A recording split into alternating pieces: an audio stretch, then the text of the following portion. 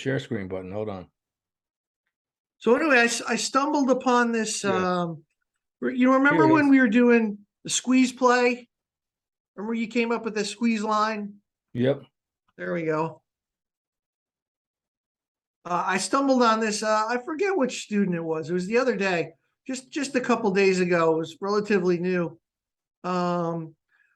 Where I used the belt buckle, and I drew a line and used it as a reference for angle of attack. And you use the left shoulder, Bobby, a lot with your offsides, and I started using the belt buckle a little bit. So pull up Bubba Watson if you could. Bubba Watson. Coming right up. Hey, Bubba, where are you?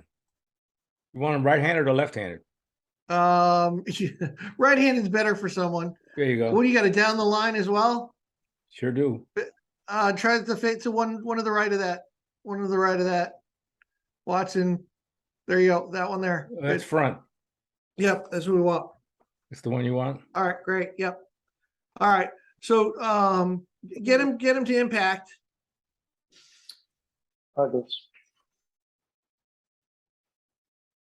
Good. Yeah, right about there. Good. Now draw a line straight up from where his belt buckle would be. Straight up 90 degrees. Upward. Oh, upward? Yep, but 90 degrees. I know you got your booster shot today, so Is this what you're 90 talking? degrees. That's 87. The booster shot's messing with your head today, I think. 89, 90. It There is you 90, go, 90 degrees. It's There 90 it is. degrees. Great. Okay. And then from there, I want you to draw a line from where his nose would be to that 90-degree line. So something perpendicular. Yep. There you go. Now you're talking. Beautiful. So what I did was I correlated this reference here between the belt buckle and nose as to how much a player would be hitting up on the golf ball. And I started messing with it a little bit and using the TrackMan. And for those of you who don't know what our TrackMan is we've got it's a launch monitor. It's a Doppler radar that measures what's going on with the golf club and what's going on with the golf ball. And I measured swings on the TrackMan with pictures like this. And the bigger the gap is there, the farther away the nose is from the belt, the more upward a player was hitting with their driver. So, I thought that was stumbled on something good. I haven't come up with a name for it. What do you think? You got a name for this, like we did with the squeeze play there? Let me think a second here. You got something kind of your nose, something with the nose. Follow your nose wherever it goes. Well, that was the toucan with the cereal. But I'll think of something. You're follow my nose wherever it goes. Fruit Loops, right? Fruit Loops. I used to have a wife with a nose like that. I used to call her that bird. She didn't like it. Oh dear. She looked good with it. See where I'm going with this? You know, the reference point of the nose and the belt. Yeah, I think one of the problems I try to tell people, I say, look, if the left shoulder is going to be even with the ball at impact, your head can't be even with it too. You just can't. No, of course not. No. So let's see. Do you have somebody hitting a driver we could take a look at and how about DJ? No. Like one of our students. Oh, let's okay. compare this to one of our students. We can give Larry a hard time, but he's not on the. He doesn't have his audio on. I got a good one for you here if I can get it to come up.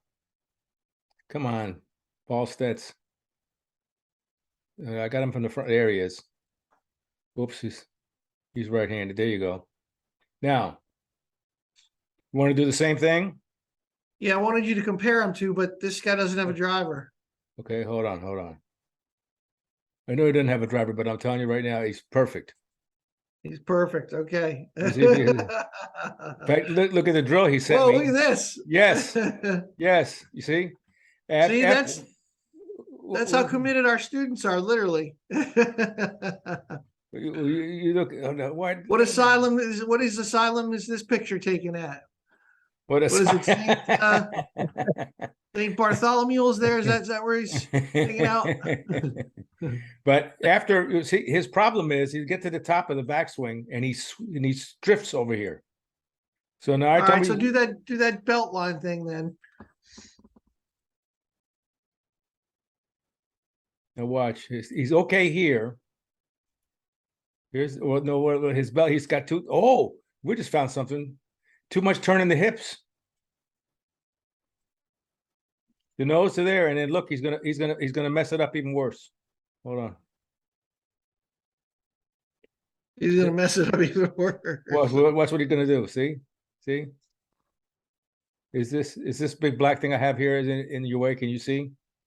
Nope, you're fine. See that? Yeah. So take him to impact. So I told him to stick. He needs to stick that tube right up against his head, so he feels it there. Yeah. If I was there, I could just whack him with it or something. I might, whack some sense into him. But yeah, so get him at impact there, and then draw that line. Okay, so here's the line. Now belt to nose. Oh, I'm gonna take those off of there a second. So I'm gonna go right from the belt. 90 degrees. It's not all the way to the shoulder. He hasn't got enough tilt. Yep, exactly. That's the point. So what you're saying is, if his nose was going to be used a different color, boy, this I got to send this to him. He's a real good guy. He's fine with this. If his nose was all the way there, then his shoulder would be all the way here. Yeah, you'd have to back up just a little bit. Exactly. But it's a good reference point, I think. But it kind of goes in line with the offsides theory. And then for those of you who don't know what offsides is, Bobby, just explain what offsides is for them. Well, I'll show you right here. Hold on. Here's my buddy Perky here. Darren's gonna laugh because he was the same guy all the time. Here we go. I won't dare you. Yeah, this is only 35 years old. He's still got a wooden driver in his hand. I can't get this thing to move. Okay, hold on. Now, here's the line of scrimmage. And the ball to the tip of the left shoulder. He can't pass that line until the ball snap, which is when you hit it. So when he goes back, see, he gets as far back behind the line of scrimmage he can get. Because he's going to drift over a little bit, which I don't like a lot, but that's okay. See, he'll drift over something like this, but then watch, he'll back up. Now he gets to here. Are you going to go, he's going to go offsides. No. Watch, he'll back up.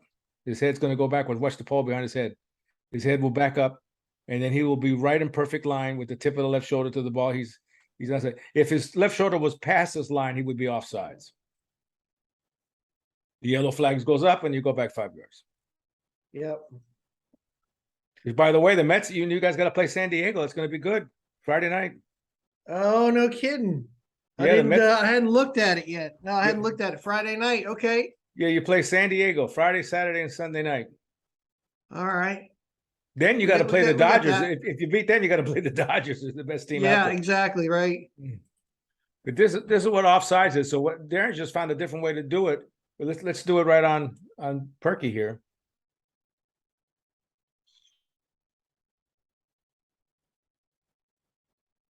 You see his belt buckle. You go straight up 90 degrees. It's almost his left shoulder. See, right there. Look at his nose all the way back behind that golf ball. Yep. Which is what we want to see. You don't want to get that left shoulder in the nose, especially we're just talking about drivers here, by the way. We're just talking drivers. You don't want that gap to get really narrow, because when that gap gets narrow, then you're swinging down on it. And when you're swinging down on it, we know that that's going to be really, really inefficient for your driver swing. So, I mean, you can do it with a wedge, but you're still going to get a ton of backspin on that ball. I mean, didn't Nicklaus more just sort of brush it off the ground? Yeah, he was more of a picker, just this little tiny little divot. Just a I'm the tiny thing. picker. I'm the picker. I pick strawberry. I pick You banana. pick the bananas, right? I'm the picker. Yeah, he would just sort of scrape the ground like Melhorn. They just brush the ground as they hit it. Yep, just a little, and you know what? One of the things that I was thinking about the other day, why he was such a picker of the ball, is because of the clubs he used. I had one of my students came up the other day and they had an old set of blades in their bag. And it reminded me of Jack's clubs, because when I first started working for Jack, he was playing the N1 blades.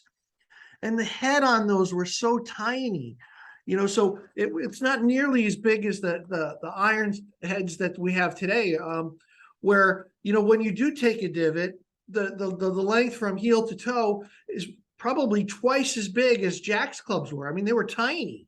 Not only that, how about from front edge to trailing edge? Exactly. Once again, tiny.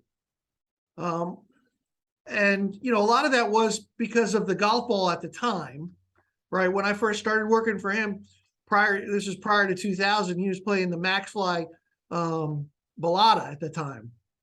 So a lot of it had to do with the ball that he was using to matching up with the clubs. But don't you think there's a correlation there, Bobby, with the size of the golf club and the divot that you can make and the time period that, the clubs were designed at? Well, that's what I tell a lot of people, and it's sort of, they don't get it, I think, some ways. I tell them, really good players are only concerned about two things: the shaft and the sole. They're going to hit the big ball and the little ball. So, how that club goes through the ground and having a sole configuration that matches your angle of attack is vital.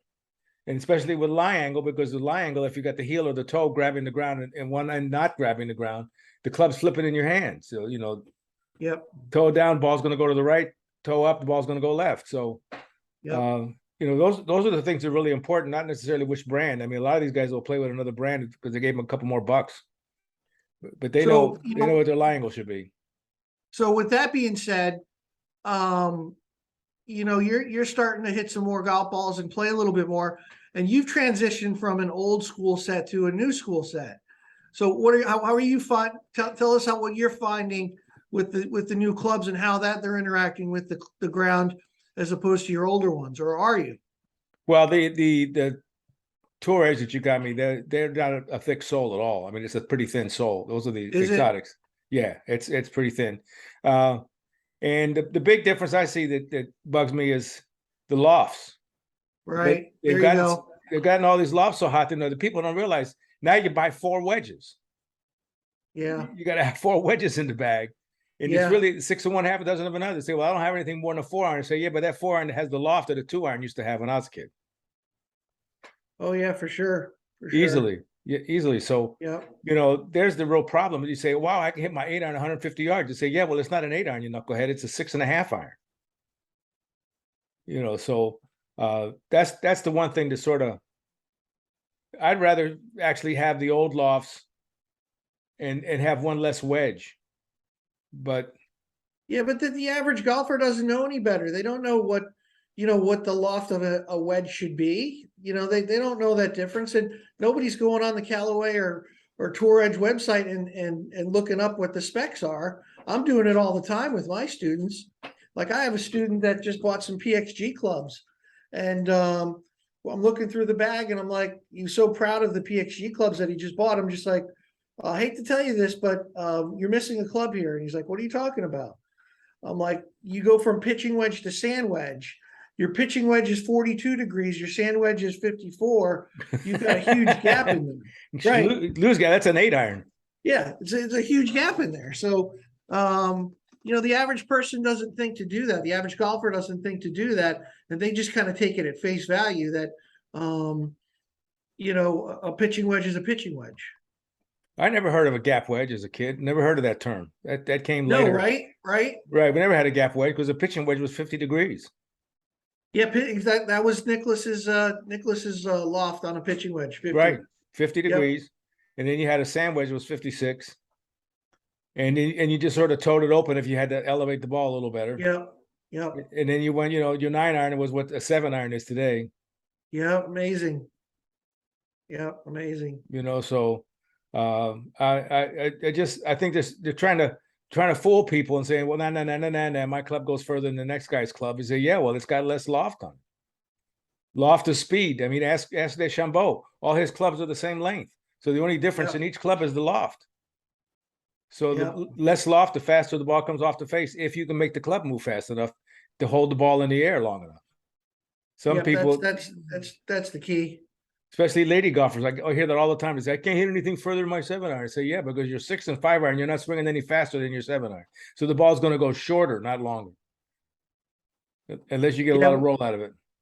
We did a driving clinic today where I hit a couple of shots with my driver, and I saw my first swing was at 52 miles an hour with a stiff shaft, 9-degree head, and the ball launched at 7 degrees, and then I amped it up to about 80 miles an hour, and then all of a sudden the ball's launching at 16 degrees, and it's going much farther. So you've got to have enough speed to make a certain amount of loft work, and the less speed you have, the more loft you need.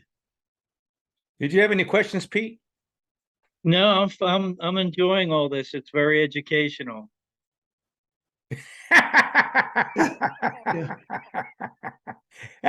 We've done this for years, Peter, and we've done this for years, and we just took a little break for, I don't know, what was it, a couple months? Couple months. We're taking a break for a year.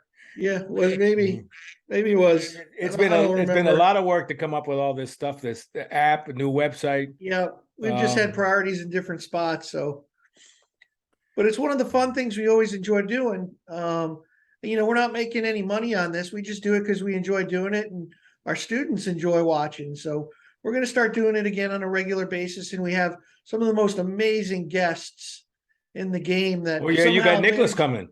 Yep, we got Jack Nicklaus coming. I don't know. Well, Jack, I can understand coming because I used to work for him, but we've had some amazing guests that all I do is call them up and say, hey, can we get 10 minutes of your time? And most of them say yes. You'd be surprised. They stay on for an hour. Yeah. And then they come on for an hour because they have a good time. What's with the book, the Hogan book person? What's that deal? Is he coming on, or is it a he or a she? I've reached out to him. I haven't heard back from him yet, but a couple of interesting things about that. So first of all, this guy, Vasquez is his name. I think it's Jody Vasquez. Well, I wouldn't trust him already. Is that a Cuban last name? Yeah, I wouldn't trust him already. So, he used to work at Shady Oaks where, Hogan used to play a lot of his golf, and he used to shag balls for Hogan. So, tell us how the range used to work back in the day, Bobby. Well, the player, you never played with the ball for more than about 3 holes because they would go out a round. I mean, they weren't, and after you played ball, 3 holes with the ball, you put it in your shag bag. So when your practice bag, we call it a shag bag. And the caddy had that. It was a bag. He wouldn't carry it on the golf course, but he carried it out to the driving range. And he'd pour the bag out, and he'd say, well, we're starting. And if you told him 8-iron, he knew what your 8-iron distance was. He went back to 8-iron. If you put 2 fingers up in the air and waved at him, then you knew he was going to go to 6-iron. If you put up 2 fingers and he went like this, then you know you wanted to go to wedge. It would usually, do it. And the whole range would be full of caddies. You can see it on Google. I mean, it's no joke. We'll ask Jack about it when we get him on there. He'll tell you. Jack did. Yeah, that's true. That'll be a great question. Great question. He probably knows who Tony is. But so anyway, this guy Jody Vasquez would shag balls for Hogan all the time, and he'd be out there. And he spent 4 years shagging balls for Tony for Hogan, and spent so much time with him that he'd be a great guy to just kind of ask him questions and dig into his brain and see what kind of secret sauce he might be able to share with us. But well, I got one I could share with you right now that has to do. Everybody's you go on YouTube everywhere. Everybody talks about shallowing out the shaft. And as we know, Hogan used to shallow out the shaft. They've got Hogan right here. Hold on. We'll put him on. He's so old he's dead, isn't he? He's so old he's dead. They'll be saying that about me soon. Here we go. Here, and then you talk about being, really shallow coming in. You don't really see it from this angle. Well, look at his hips, how he turns. But anyway, talk about shallowing the shaft out on the way down. But there's a problem with that. If you see my hand, and if I have a golf club in my hand right here, and now to shallow out the shaft, my palm has to go skyward on my right hand. And as soon as my hand goes skyward, I got twice as far to go back to get the impact. In a municipal, I mean a fraction of a second. I've got to get that hand. Where if it's more like Darren, like you were showing me, if you have more hinge in the right hand, and then the hand's already there, when you don't really have to change your hand position to your angle or your hinge to get back to impact. Where you're shallowing out the shaft, you got a long way to go to get back. But now to be fair, Hogan had a chronic hooking problem. So, that's a little different story with him lagging and maintaining, and shallowing the shaft, because that kept the club face open. Right. And that's the last thing he wanted to do, is hit it left. Yeah, because he had twice as far to go. That's what I'm saying. Exactly. His hands had to go twice as far, but the average golfer, they can't get it over, even if it's in a good position. Exactly. And that's where everybody thinks that they've got to, copy a certain person. And I had a conversation with a student today that they were looking at a lot of videos online. And I said, well, that's not applying to you. You're doing something complete opposite of what you should be doing. And so you have to be, you got to be careful what you're watching. And we always say the only video you should be watching on YouTube is your own, or anything that pertains to something you might personally be working on, and not just going out there and looking at a vault full of videos and just watching one by one, and just randomly guessing which one's going to work for you. So, but that's where you need direction. That's where the app comes into play. And we send us that video, and it's just, right there on our computer, and we'll take a quick look at it and send you back some drills to work on. So that app is making it really convenient for everyone. Yeah, I think that's one thing that they don't tell you. And all these YouTube videos you look at about trying to shallow the shaft, they don't tell you, say, well, it's going to make the face be open unless you're really lightning fast. And that's what Hogan was. He was so lightning fast, he hooked the ball. Yeah. Plus, you got to remember those old Scottish golfers. That's how they played golf. They rotated their forearms over real hard. Yeah. Well, that's hit roping hooks on that hard ground.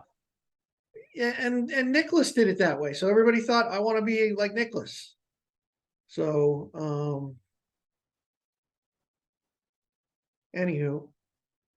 Who's got a question? Anybody? Pete, Glenn, Larry? No questions. In my particular case, I've never videoed my swings, so that's something I need to work on. But it's definitely something I'll do regularly, because, like you mentioned before, if you're practicing and you're going off target a little bit, that'll kind of get you back online if you get the feedback in the middle of the week. Yeah, that's the thing. That's what I'm saying. That I find, look, I had a guy, and he was a stockbroker. This guy was not an imbecile or anything of the sort. He was a pretty nice guy. He was a smart guy. That's a good story. It's a stockbroker, and I gave him this elbow lean drill, which is just you take your elbow here like this, and you try and reach the post with it while you get turned. He comes to the next lesson. He comes in a week later and he goes, "Hey Lopez, it just ain't working for me, man." I said, "Yeah, it isn't. What you've been doing the drill?" He said, "Yeah, I've been doing it." I said, "Let me see." And he was doing it with his right arm. Doing it with the wrong arm, right? He's doing it with the wrong arm. I said, "Man, you got to be kidding me!" So here, a whole week has gone by. This guy hasn't gotten any better in that entire week because he's doing the drill completely wrong. This was years before we had the technology we have now. He could have just picked up a cell phone, videoed himself, and said, "Here, am I doing the drill right?" "Yeah, you are. Keep going." Or, "No, you're not. Here's what you're doing wrong." Yeah.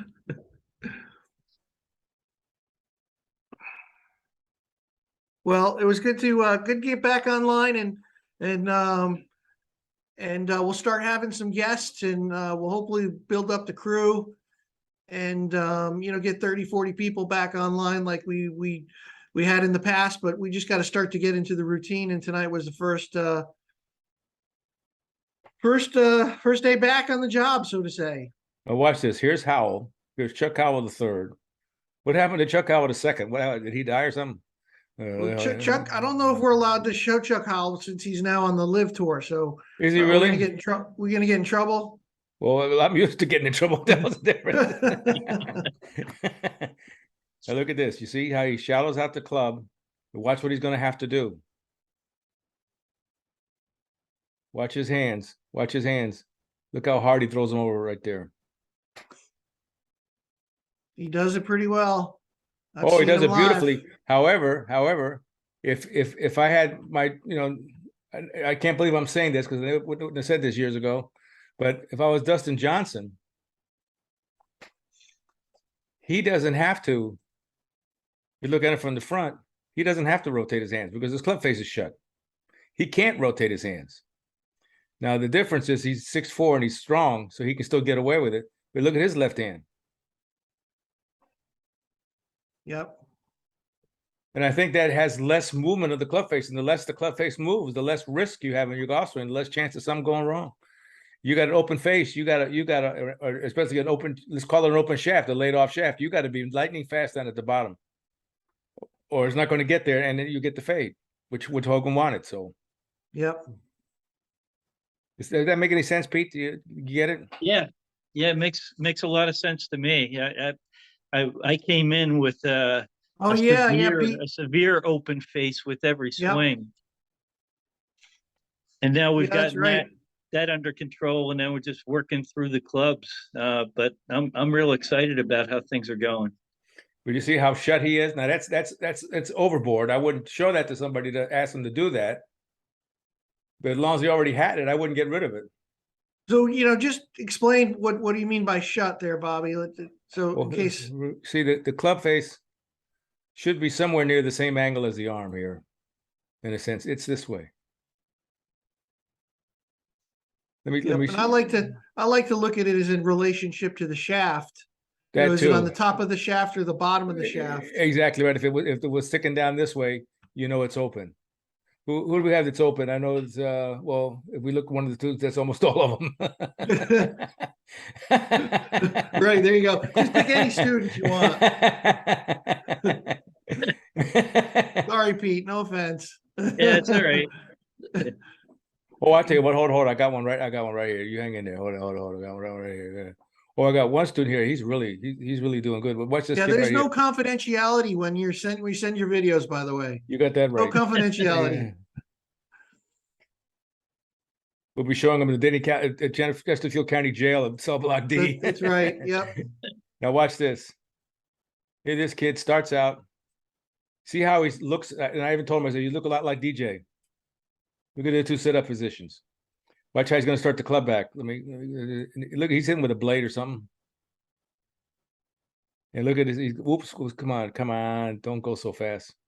Right here, see the club face is almost even with his spine. But then watch what happens. Right here, he rolls it open, and now look where the club face is. It's on the other side of the shaft, like Darren was saying. Yep. So then, now look how open it is. Madon. Yep. Nah, it's really open. So now he's going to go like the world famous over the top. See? His club face. Look at his club faces right here. It's like that. If you look at Dustin, see his? It's like this. His is like that. That's huge. It's a big difference. Yep. Look at how his left wrist right here is bulged. And look how his isn't here. Look how the shaft is behind him. Look how it isn't here. It's steep. Yep. Gabish, you get it? All right. All right. Well, it was great. All right, Thanks, gang. guys. Good seeing you. If you have any questions, just Okay. send us an email to quickservice@quickfixgolf.com. All right. And tell your buddies, and every Wednesday, we used to do it at 8:00. We're going at 7:00 now. So make sure you tell all your friends. And we're going to start getting more consistent, and we want you to play better golf. So Let's ask Pete, what do you like better, 7:00 or 8:00? Eight o'clock's my bedtime. I wouldn't be able to stay up through the whole thing. You had to go to sleep at 8 o'clock, you poor baby. Did your mommy bring you a glass of milk? Yeah, only with some cookies. warm milk. They bring you some cookies? Yep.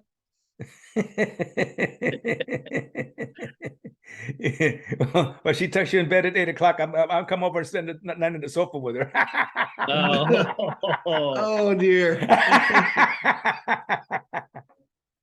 And Just don't that's come when we know we downstairs. went too far. All right, Peter. Good to see you, buddy. all All right. right, everyone have a good night. Thank you. Bye. You too. Right.